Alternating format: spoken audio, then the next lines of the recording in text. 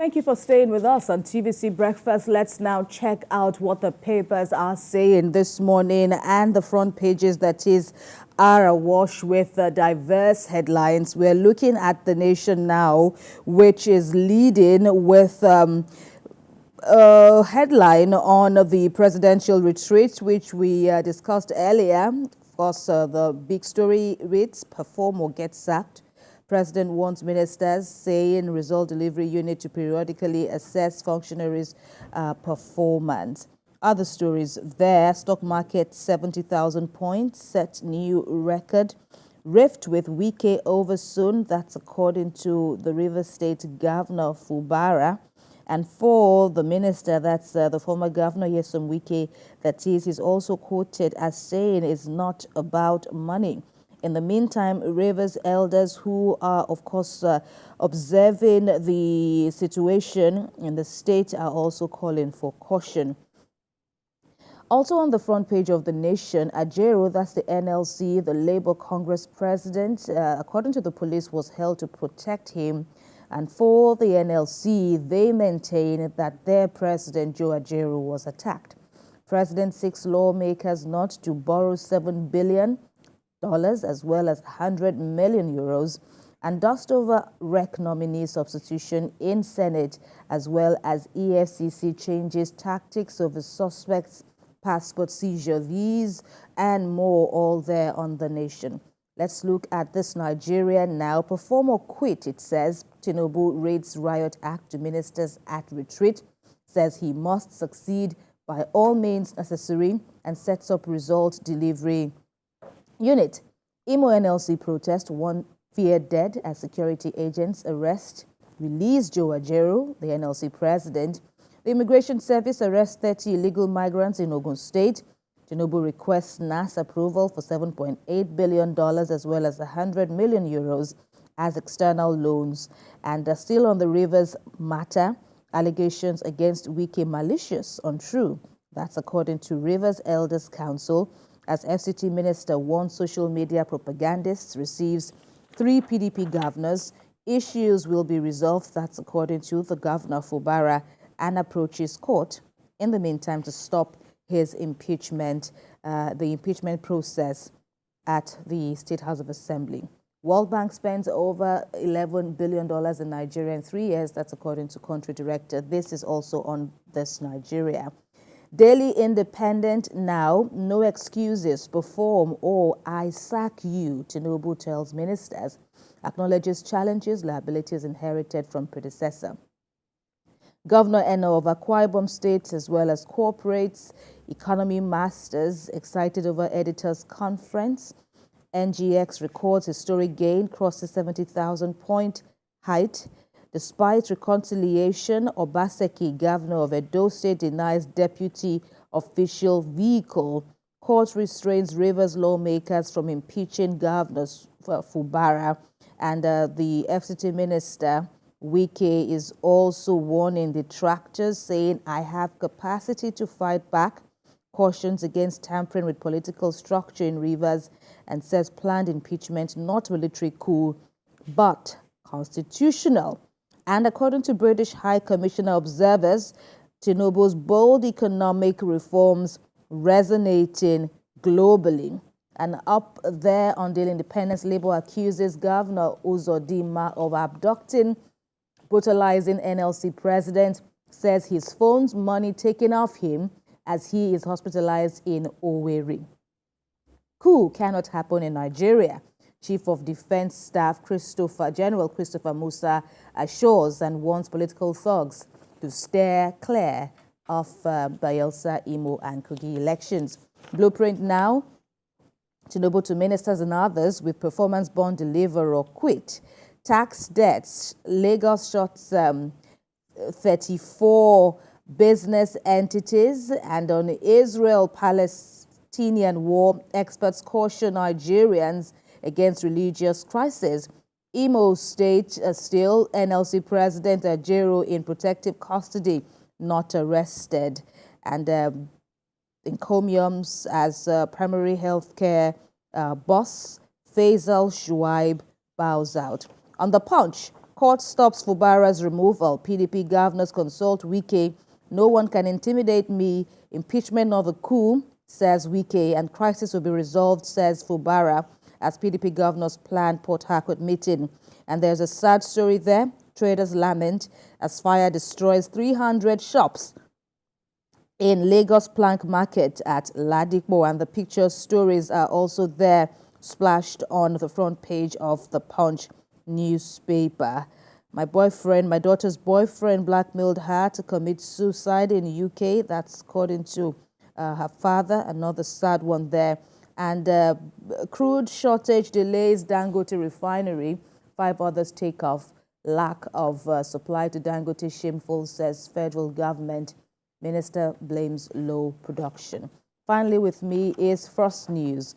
Court stops Fubara's impeachment.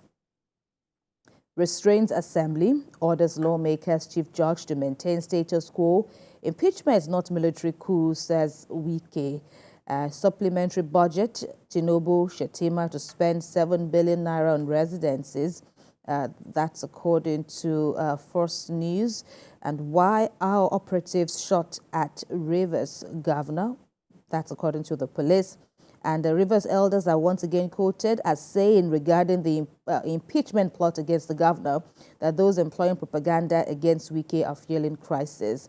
Well, I'm fighting Fubara. That's according to a former governor, Wike, who tells PDP governors that no one can take away his political structure in Rivers State. And of course, still amidst the Rivers issue, Jack Rich, former presidential aspirant, appeals for calm. Ibraheem. Nigerian Tribune is the first. Wike opens up on Rivers crisis, says nobody can take away our political structure. Impeachment is provided for in the Constitution. Fubara gets court not restraining house on impeachment, says nothing wrong if father and son have issues. OAU students storm EFCC over arrest of 69 of their colleagues. You see that on page 15. Lifting Forex ban on restricted items will spell doom for poultry. That's according to PAN. Arrest warrant. Court gives Emefiele January the 25th to appear over $53 million debt. That's on page 20. The federal government needs 18.4 trillion naira to fix federal roads.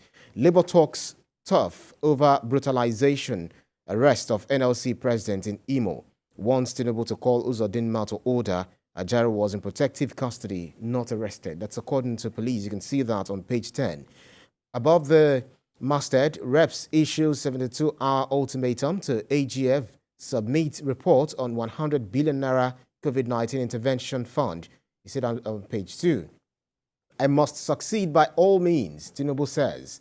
Warns ministers at cabinet retreat, deliver or get sacked. That's on page 10 of the Nigerian Tribune. Nigerian News Direct is next. Imo planned strike hits deadlock as violent mob attacks NLC president, Labour leaders. Attack on president, an attempted murder. That's according to the NLC. We did not arrest NLC president but shielded him from life-endangering attack. Imo police as Nopeng threatens nationwide strike.